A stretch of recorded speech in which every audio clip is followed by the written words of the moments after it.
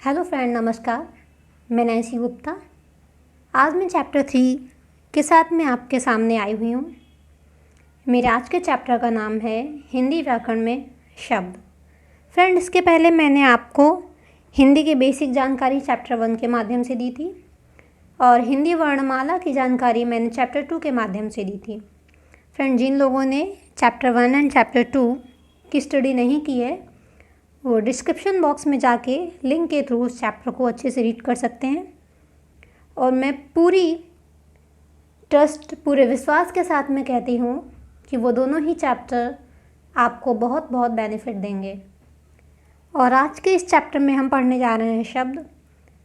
मेरे शिवकम क्लासेस के द्वारा उन सभी चैप्टर्स को पढ़ाया जाएगा जो आपके सभी teaching exam and other exam में आपको सफलता दिलाएंगे और आप निसंकोच पूर्ण विश्वास के साथ में सभी प्रश्नों के उत्तर दे पाएंगे।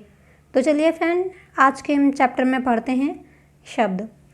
तो फ्रेंड, सबसे पहले बात उठती है कि शब्द होते क्या हैं या शब्द क्या होता है। हर कोई जानना चाहेगा। जैसे मैंने आपको बताया था कि वर्ण क्या होता है, तो वैसे आप जानना चाहेंगे शब्द क्या होता है। तो फ्रेंड, आपको तो पता ही है कि वर्ण क्या होता है। तो आज जानते हैं हम शब्द क्या होता है। तो बेसिकली शब्द की उत्पत्ति वर्ण से ही होती है। किससे होती है? आज के बाद आपसे कोई भी पूछेगा कि शब्द क्या है तो आप बताएंगे कि शब्द की उत्पत्ति वर्ण से ही होती है। तो पूछेगा कैसे, तो आप उसे बताएंगे कि कई सारे वर्णों का समूह शब्द कहलाता है। क्या कहेंगे आप? कि कई सारे वर्णों का समूह शब्द कहलाता है। अब अदर लैंग्वेज में भी आप इसे समझा सकते हैं। कैसे? कि एक या एक से अधिक वर्णों से बनी सार्थक ध्वनि शब्द कहलाती है। क्या?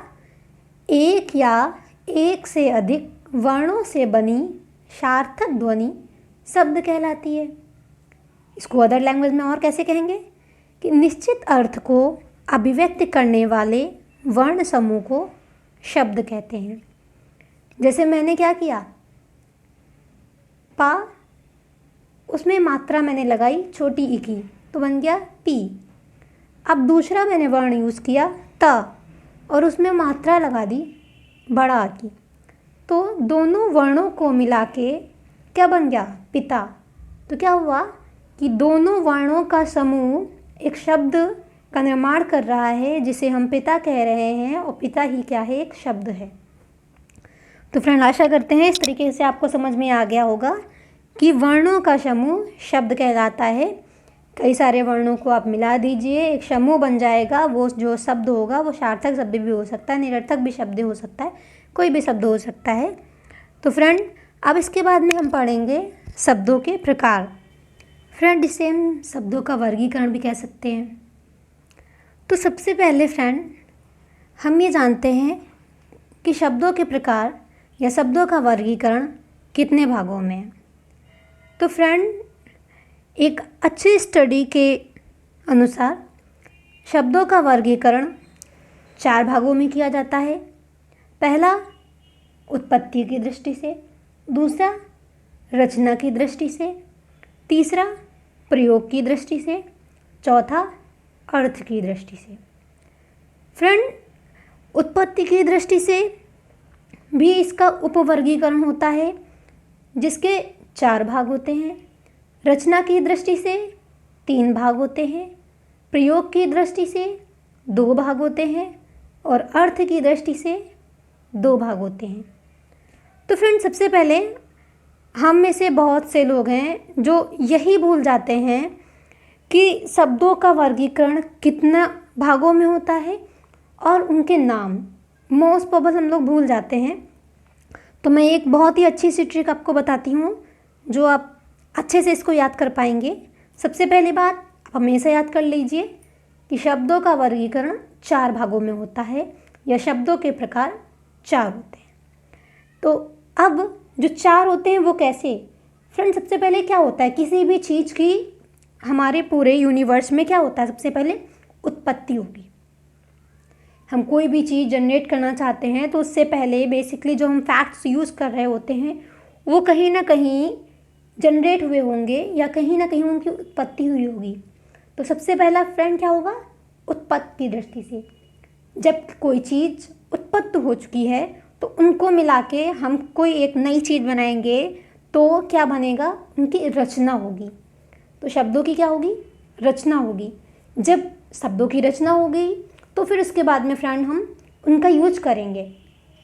किसी भी चीज़ की जब रचना हो जाती है तो हम उसको यूज करते हैं, और जब यूज करते हैं तो अलग अलग व्यक्ति अपने अपने हिसाब से उसका अर्थ निकालते हैं। क्षेत्र के आधार पर उसके अर्थ बदलते जाते हैं, और कई शब्द ऐसे होते हैं जिनका एक अर्थ भी होता है। तो फ्रेंड हम आशा करते हैं आपको इस ट्रिक के बेसिस पे आज के बाद हमेशा याद रहेगा कि शब्दों का वर्गीकरण कितने भागों में होता है। तो फ्रेंड आंसर दीजिए, कितने, 4 भागों में। कौन कौन सा, सबसे पहले क्या, उत्पत्ति की दृष्टि से, उसके बाद में रचना की दृष्टि से, उसके बाद में प्रयोग की दृष्टि से, और उसके बाद में फ्रेंड अर्थ की दृष्टि से। तो फ्रेंड अब हम सबसे पहले जानेंगे उत्पत्ति की दृष्टि से। तो फ्रेंड मैंने आपको पहले ही बताया था कि उत्पत्ति की दृष्टि से भी कितने भाग होते हैं, 4 भाग होते हैं। 4 भाग में फ्रेंड सबसे पहला क्या आता है, तद्भव शब्द, दूसरा तत्सम शब्द, तीसरा देशज शब्द, और चौथा विदेशज शब्द। फ्रेंड आपको स्क्रीन पे भी दिख रहा होगा तद्भव शब्द, इसके पहले भी आपने पढ़ा होगा। तद्भव शब्द के उदाहरण हैं, पहला क्या है, दूध, काम, आग। और सेम ऐसे ही तत्सम शब्द कौन से होते हैं, दुग्ध, काज, अग्नि। फ्रेंड मैंने ऐसे उदाहरण ही लिखे हैं कि आपको सिंपल समझ में आ जाए कि तद्भव जो है दूध है, उसका तत्सम क्या हो गया, दुग्ध हो गया। तद्भव क्या है, काम है, उसका तत्सम क्या हो गया, काज हो गया। तद्भव क्या है, आग है, और तत्सम क्या हो गया, अग्नि। फ्रेंड इसके बारे में हम अगली वाली स्लाइड पे आपको बहुत ही अच्छे से डिस्क्रिप्टिव में बताएंगे कि तद्भव क्या होता है और तत्सम क्या होता है। फ्रेंड अब तीसरे नंबर पे मैंने पढ़ा था देशज, और चौथे नंबर में पढ़ा था विदेशज। इन दोनों को जोड़ के आपस में पढ़ेंगे तो आप कभी नहीं बोलेंगे। तो फ्रेंड देशज में क्या हुआ, उसका उदाहरण क्या हुआ, पेट, झोला, लोटा। और चौथा मैंने पढ़ा था विदेशी शब्द। तो विदेशी शब्द में फ्रेंड आया कप्तान और ऑफिसर एंड चीनी। फ्रेंड आपको समझ में आ गया होगा कि उत्पत्ति की दृष्टि से कितने होते हैं, आंसर दीजिए। उत्पत्ति की दृष्टि से 4 शब्द होते हैं, कौन से, तद्भव शब्द, तत्सम शब्द, देशज शब्द, विदेशी शब्द। फ्रेंड इस तरीके से आप साथ साथ में बोलेंगे तो कभी नहीं बोलेंगे कि तद्भव शब्द, तत्सम शब्द, देशज शब्द, विदेशी शब्द। अब आगे हम पढ़ते हैं कि तद्भव शब्द क्या होते हैं और तत्सम शब्द क्या होते हैं। फ्रेंड आपको स्क्रीन पे दिख रहा होगा कि तद्भव का हम जब संधि विच्छेद करेंगे, इसको ब्रेक करेंगे तो एक ब्रेक होगा किसमें, तत् प्लस भव। फ्रेंड तत् का मतलब होता है उस, और भव का मतलब होता है उत्पन्न होना। तो फ्रेंड यहाँ पे तत् का संकेत लिया जाता है क्योंकि हिंदी जो होती है वो हमारी संस्कृत ही उसकी जननी है। तो फ्रेंड हम बोलते हैं कि तत् मतलब संस्कृत, तत्भव मतलब संस्कृत मतलब वो शब्द जिनका जन्म या जो संस्कृत से उत्पन्न हुए हैं, जो संस्कृत से उत्पन्न हुए हैं उन्हें हम तद्भव शब्द कहते हैं। फ्रेंड उसी तरीके से तत्सम को जो हम ब्रेक करते हैं तो बनता है तत् प्लस सम। तत् वही सेम एज संस्कृत, और सम मतलब समान। तो फ्रेंड वो शब्द जो संस्कृत के समान हैं उन्हें हम तत्सम शब्द कहते हैं। फ्रेंड लोगों ने ऊपर पढ़ा ही था, क्या हम लोगों ने तद्भव तत्सम के एग्जाम्पल पढ़े थे कि तद्भव हमने पढ़ा था दूध, राइट, और तत्सम हमने पढ़ा था दुग्ध। तो दुग्ध हम लोग बोलते हैं, नहीं बोलते हैं, उसको बस रिटन ही लिखा जाता है, तो वो क्या है, संस्कृत के समान वर्ड है। और जो दूध है वो क्या है, तद्भव शब्द है, उसका जन्म संस्कृत से हुआ है।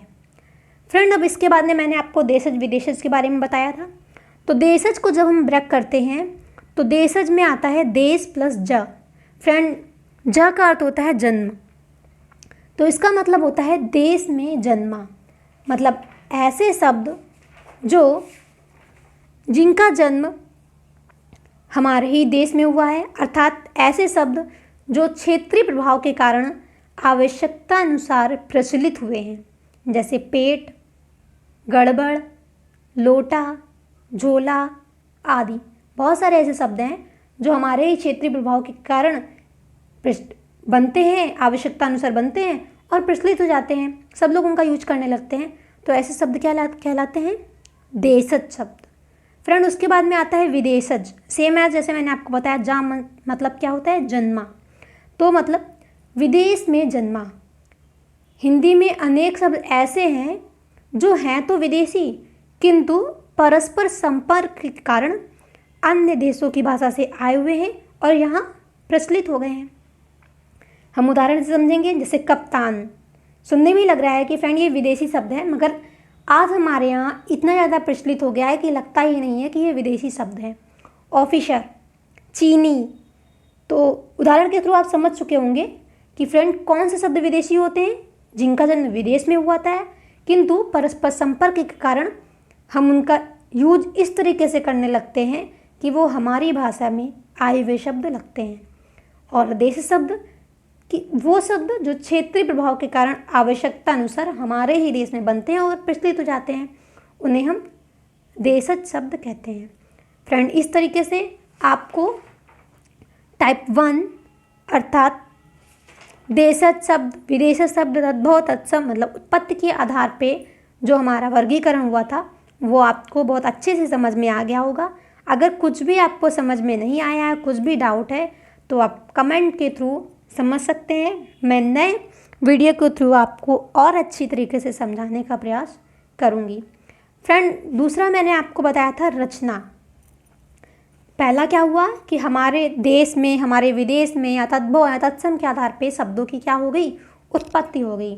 फ्रेंड, अब उसके बाद में क्या हुआ? शब्दों की रचना हुई। कैसे हुई उसको हम समझेंगे कि शब्दों की रचना कैसे हुई। तो फ्रेंड, रचना की दृष्टि से शब्द कितने होते हैं? 3 प्रकार के होते हैं। पहला रूढ़ शब्द, दूसरा यौगिक शब्द, तीसरा योग रूढ़ शब्द। फ्रेंड, रूढ़ शब्द, रूढ़ लग रहा है ना, रूढ़ मतलब बोलते हैं ना लोग, रूढ़ क्या यार, रूढ़ बातें कर रहे हो या ये रूढ़वादी बातें कर रहे हो, उसे बोलते हैं ना। मतलब ऐसे शब्द जो ब्रक नहीं हो सकते। ब्रक तो सारे शब्द हो सकते हैं। आप मेरे से बोल सकते हैं मैम आप क्या बोल रही हो, ब्रक तो सारे शब्द हो सकते हैं। मेरा कहने का मतलब है कि ऐसे शब्द जिनके सार्थक खंड नहीं हो सकते, मतलब जिनको ब्रक किया जाए तो उन दोनों ही वर्डों का कोई मतलब ना हो, कोई अर्थ नहीं निकल रहा हो, तो ऐसे शब्दों को हम क्या कह लेंगे? रूढ़ शब्द। या ऐसे शब्द जो अन्य शब्दों के मेल से ना बने हों, उन्हें क्या कहेंगे हम? रूढ़ शब्द। उदाहरण के थ्रू फ्रेंड समझेंगे। मैंने बहुत ही इंटरेस्टिंग खाने पीने वाली चीज़ें रखी है, मुंह में पानी ना आ जाए आपके, बस थोड़ा सा पेशेंस रखिए और पढ़िए। कि रायता, दाल, मुख। फ्रेंड, अभी इनको ब्रेक करके देखेंगे। रायता, राय प्लस ता, इस ता का कोई अर्थ है? नो। दाल, दाल को ब्रेक किया तो क्या निकला? द प्लस अल, इस अल का क्या मतलब है?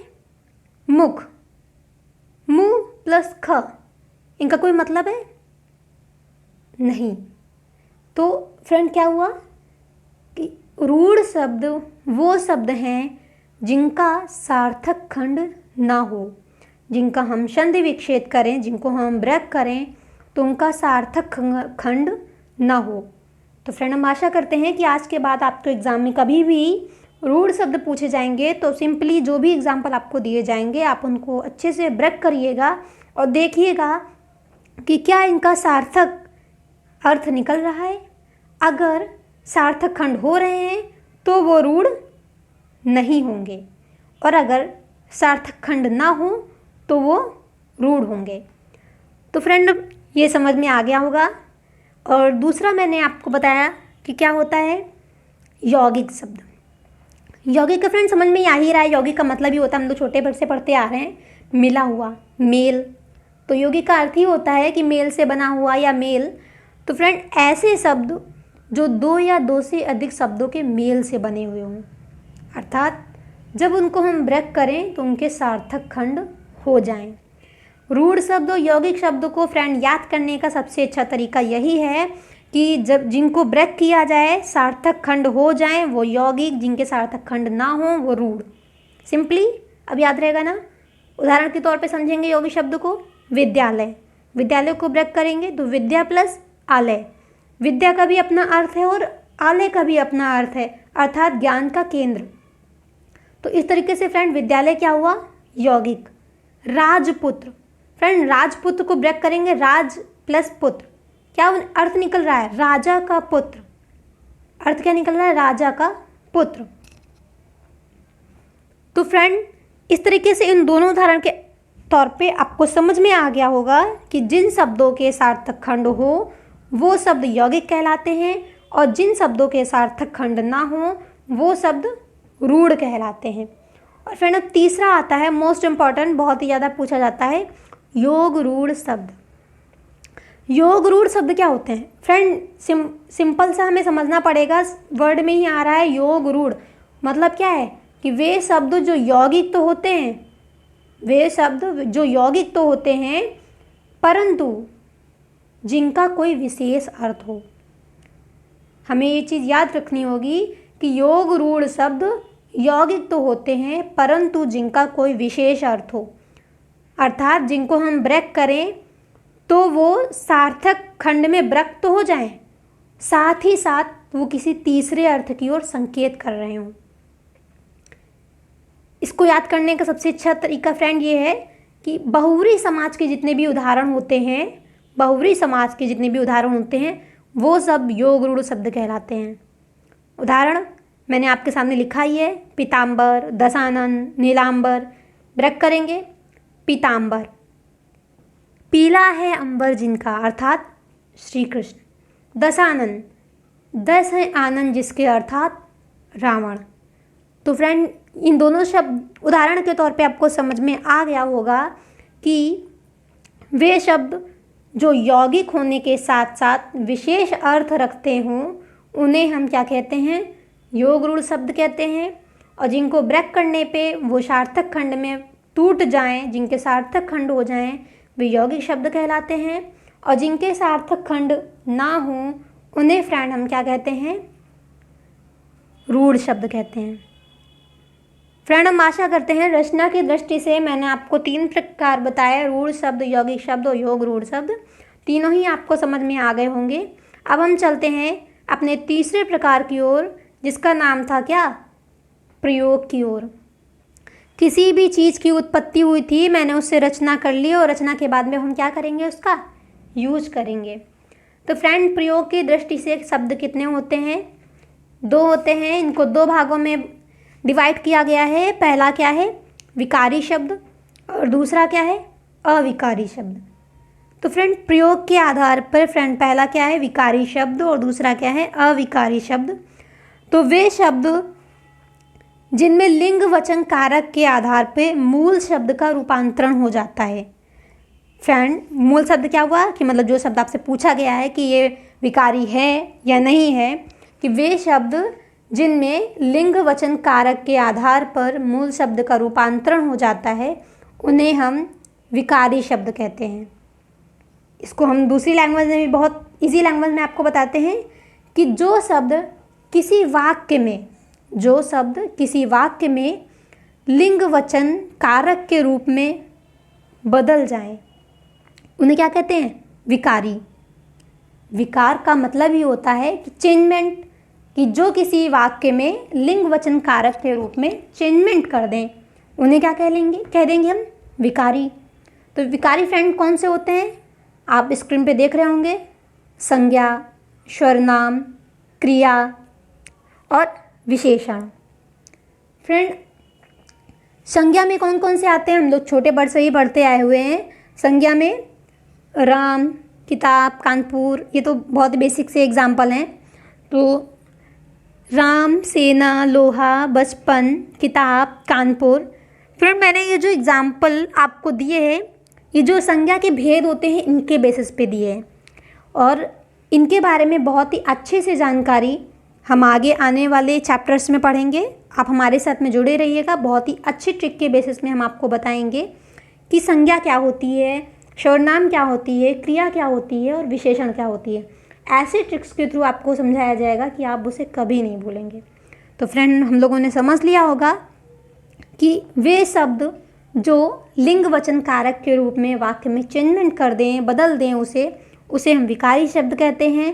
और जो लिंग वचन कारक के रूप में चेंजमेंट ना करें, कोई भी परिवर्तन ना हो वाक्य में, तो हम उसे अविकारी शब्द कहते हैं। तो फ्रेंड, अविकारी शब्द कौन कौन से होते हैं? जैसे क्रिया विशेषण, समुच्चय बोधक, संबंध बोधक, विस्मयाद बोधक।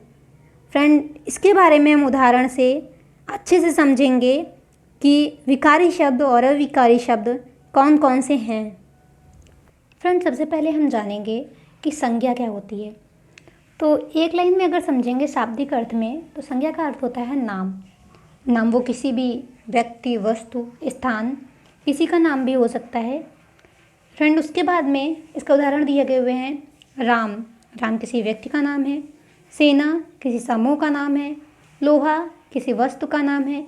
कानपुर किसी स्थान का नाम है। और बचपन किसी अवस्था का नाम है। इसके बारे में फ्रेंड हम पढ़ते हैं सर्वनाम। सर्वनाम का शाब्दिक अर्थ होता है सबका नाम। वो नाम जो सबका हो सकता है। उदाहरण से समझेंगे, मैं, हम, तुम, वह, या, कोई, कुछ। फ्रेंड, इन उदाहरण से समझ में आ रहा है ना कि कोई एक पर्टिकुलर व्यक्ति नहीं है।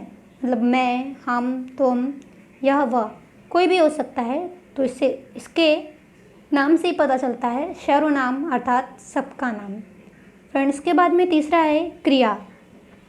क्रिया का अर्थ ही होता है कार्य या काम। अर्थात उदाहरण है चलना, खाना, पीना, खेलना, कूदना।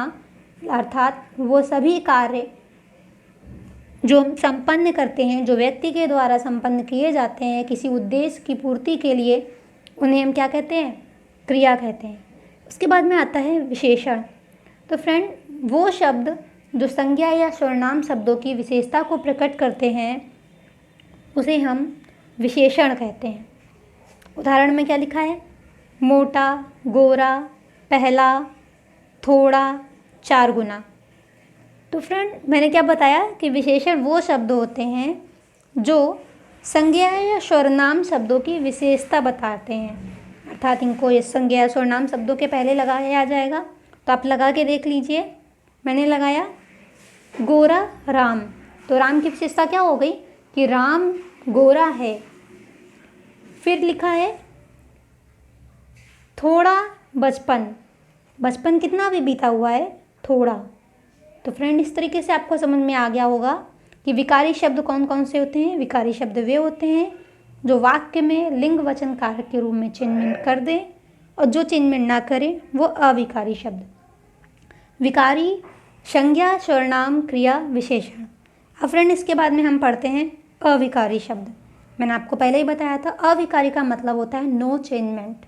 अर्थात जो किसी वाक्य में लिंग वचन कारक के आधार पर कोई चेंजमेंट नहीं करें, उन्हें हम अविकारी शब्द कहते हैं। अविकारी में पहला मैंने आपको पढ़ाया क्रिया विशेषण। तो क्रिया विशेषण क्या होते हैं कि जिस तरीके से विशेषण संज्ञा या सर्वनाम की विशेषता को प्रकट करते थे, उसी तरीके से क्रिया विशेषण क्रिया और विशेषण की विशेषता को प्रकट करते हैं या उनके अर्थ को बताते हैं। तो उन्हें हम क्रिया विशेषण कहते हैं। फ्रेंड, इनका उदाहरण है धीरे धीरे, अचानक, वैसे, ऊपर, परसों, कदाचित। तो फ्रेंड, जैसे मैंने आपको पढ़ाया धीरे धीरे, मैंने क्रिया क्या बताई थी? चलना, कूदना, दौड़ना। तो मैंने आप किसी को बोला कि राम धीरे धीरे चलिए। तो क्या हुआ? चलना उसकी क्रिया थी और मैंने धीरे धीरे वर्ड लगा दिया। तो इससे पता चला कि राम कैसे चल रहा है? धीरे धीरे चल रहा है। तो इस तरीके से हमको समझ में आ गया होगा क्रिया विशेषण। फ्रेंड, उसके बाद में आता है समुच्चय बोधक। तो फ्रेंड, ये वर्ड किसी संज्ञा या सर्वनाम या क्रिया या विशेषण की विशेषता को नहीं प्रकट करते हैं। अर्थात ये शब्दों, वाक्यांशों और वाक्यों को जोड़ने का कार्य करते हैं। समुच्चय बोधक वे शब्द होते हैं जो अव्यय, क्रिया या संज्ञा की विशेषता नहीं बताते हैं। वे शब्दों, वाक्यांशों और वाक्यों को जोड़ने का कार्य करते हैं, तो उन्हें क्या कहते हैं? समुच्चय बोधक। समुच्चय बोधक कौन से होते हैं? तथा, किंतु, जो कि, यद्यपि, और। तो फ्रेंड मैंने एक उदाहरण दिया आपको, राम और श्याम दोस्त हैं। राम अलग है और श्याम अलग है, और ये जो और वर्ड था समुच्चय बोधक, इसने दोनों को जोड़ दिया। तो इस तरीके से फ्रेंड समुच्चय बोधक क्या होते हैं कि वे शब्द जो शब्दों, वाक्यांशों या वाक्यों को जोड़ने का कार्य करते हैं, उन्हें हम क्या कहते हैं? समुच्चय बोधक कहते हैं। इसके बाद में फ्रेंड हम पढ़ते हैं संबंध बोधक। संबंध बोधक का अर्थ क्या होता है? कि संबंध बोधक का अर्थ होता है कि जो अविकारी शब्द संज्ञा सर्वनाम के आगे आकर वाक्य के दूसरे शब्दों के साथ में संबंध बताते हैं। वे शब्द जो संज्ञा या फिर सर्वनाम के आगे आकर उनका दूसरे शब्दों के साथ में क्या बताते हैं? संबंध, रिलेशन बनाते हैं, उसे हम संबंध बोधक कहते हैं। एग्जाम्पल में क्या क्या दिया गया है? पास, बिना, संग, आगे, पीछे, अंदर, बाहर, खिलाफ, विरुद्ध, इस टाइप के जो वर्ड होते हैं वो कौन से होते हैं? संबंध बोधक काव्य होते हैं। उदाहरण से समझेंगे, राम के आगे मैं खड़ा हूँ। ये जो आगे वर्ड है वो राम और मैं के दोनों के बीच में क्या रिलेशन बना रहा है। इसी तरीके से फ्रेंड विस्मयादि बोधक होते हैं, वो होते हैं जो तीव्र मनोभावों को प्रकट करते हैं। विस्मयादि तीव्र मनोभाव, जैसे ओ, अरे, सावधान, उन्हें हम क्या कहते हैं? विस्मयादि बोधक अव्यय कहलाते हैं। जिन अव्यय शब्दों से हर्ष, शोक, क्रोध, भय, आश्चर्य आदि जो मनोभाव होते हैं उन्हें व्यक्त कर पाते हैं, उन्हें हम विस्मयादि बोधक अव्यय कहते हैं। जैसे हम लोग बोलते हैं, वह क्या मौसम है, अरे ये कैसे हो गया, हाय ऐसा नहीं होना चाहिए था। तो जो ये इस टाइप के हमारे तीव्र भाव हैं, इनको हम जिन शब्दों के थ्रू व्यक्त करते हैं उन्हें हम विस्मयादि बोधक अव्यय कहते हैं। फ्रेंड इस तरीके से हमने कितने पढ़ लिए अभी? समुच्चय बोधक, सबसे पहले मैंने पढ़ा था क्रिया विशेषण, उसके बाद में पढ़ा समुच्चय बोधक, संबंध बोधक, फिर विस्मयादि बोधक। चारों के चारों फ्रेंड आपको समझ में आ गए होंगे। इस तरीके से हमारा 3 टाइप्स जो था क्या प्रयोग के आधार पर ये हमें समझ में आ गया होगा। अब हम पढ़ते हैं चौथा टाइप्स अर्थ के आधार पर। तो फ्रेंड आपको स्क्रीन पे दिख रहा होगा कि अर्थ के आधार पे फ्रेंड 2 होते हैं, सार्थक शब्द और निरर्थक शब्द। सार्थक अर्थात जिनका कोई अर्थ हो, निरर्थक अर्थात जिनका कोई अर्थ ना हो।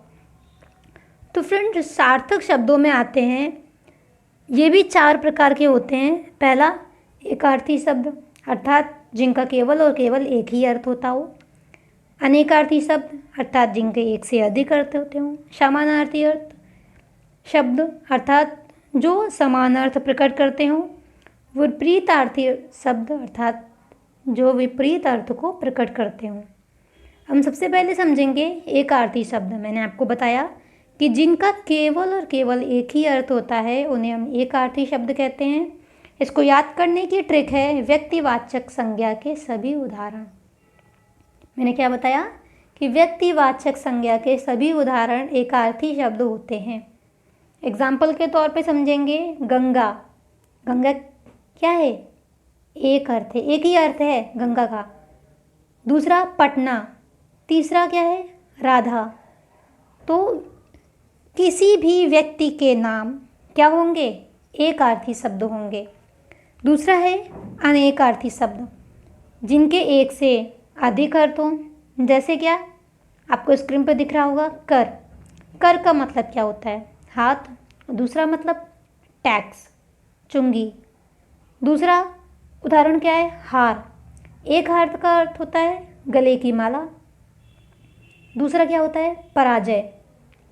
फ्रेंड इसी तरीके से हम एक और उदाहरण ले सकते हैं अर्थ। अर्थ एक अर्थ का तो मतलब होता है धन, संपत्ति, और दूसरा अर्थ होता है प्रयोजन। तो फ्रेंड इस तरीके से आपको समझ में आ गया होगा एकार्थी और अनेकार्थी शब्द। उसके बाद में फ्रेंड मैंने आपको बताया समानार्थी अर्थात पर्यायवाची। समान अर्थ प्रकट करने वाले शब्दों को हम क्या कहते हैं? समानार्थी शब्द या पर्यायवाची शब्द। आकाश समान अर्थ क्या प्रकट करता है? नभ गगन अंबर, कुछ भी कहो वो क्या है? आकाश ही है। दूसरा पुष्प सुमन कुसुम, तीनों क्या हैं? किसके नाम हैं? फूल के हैं। तो ये दोनों उदाहरण क्या हो गए? समानार्थी शब्द। फ्रेंड उसके बाद में विपरीतार्थी, जिसको हम विलोम शब्द कहते हैं, अर्थात जो शब्द विपरीत अर्थ को प्रकट करते हैं उन्हें हम क्या कहते हैं? विपरीतार्थी शब्द कहते हैं। उदाहरण दिन रात, छोटा बड़ा, उल्टा सीधा, कोई भी विलोम शब्द ले लें, वो सब क्या होंगे? विपरीतार्थी शब्द। फ्रेंड इस तरीके से आपके चारों टाइप्स कंप्लीट हो गए अर्थ की दृष्टि से। कौन से? एकार्थी शब्द, अनेकार्थी शब्द, समानार्थी शब्द, विपरीतार्थी शब्द। फ्रेंड ये चारों टाइप्स में से आपको 2 नंबर के क्वेश्चन तो पक्का मिल जाने हैं, सॉलिड नंबर हैं, कहीं नहीं जाने हैं। आप रेगुलर 5 करके याद करिए, आपके 1 डे में 20 होंगे। इस तरीके से आपके पास में बहुत अच्छा सा कलेक्शन हो जाएगा आपके एग्ज़ाम तक।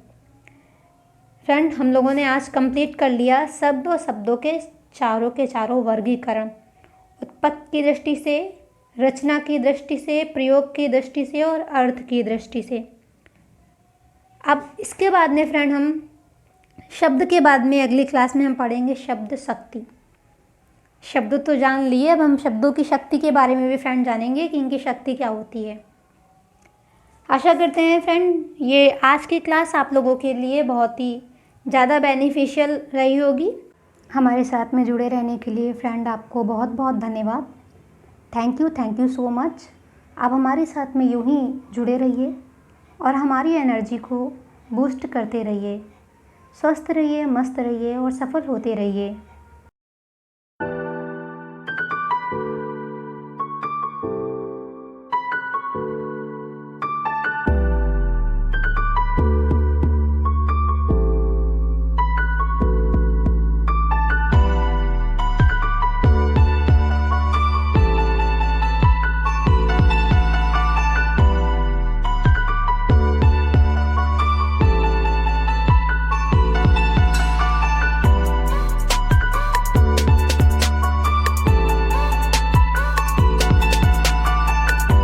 Please like, share and subscribe my channel and boost my energy. आपका लाइक मुझे और वीडियो बनाने के लिए मोटिवेट करता है। Please like, share and subscribe.